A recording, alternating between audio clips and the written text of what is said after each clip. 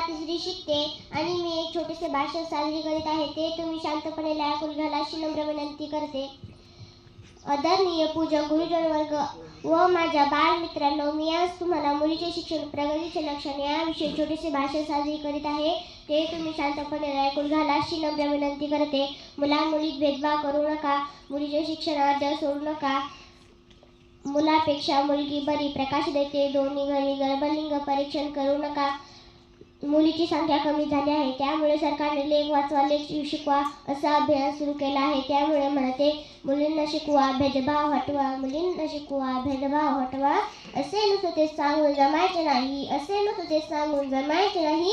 शिक्षण देऊन शहाणं करायचं आहे, शिक्षण देऊन शहाणं करायचं आहे. दुसरा काही उपायच नाही, दुसरा काही उपायच नाही. सर्वांनी शौचालय बांधून त्याचा वापर करायचा आहे.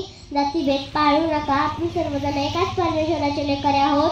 आपण सर्वजणांना आनंदाने व सुखीने राहू एवढं बोलून मी माझे भाषण संपवते. जय हिंद, जय भारत.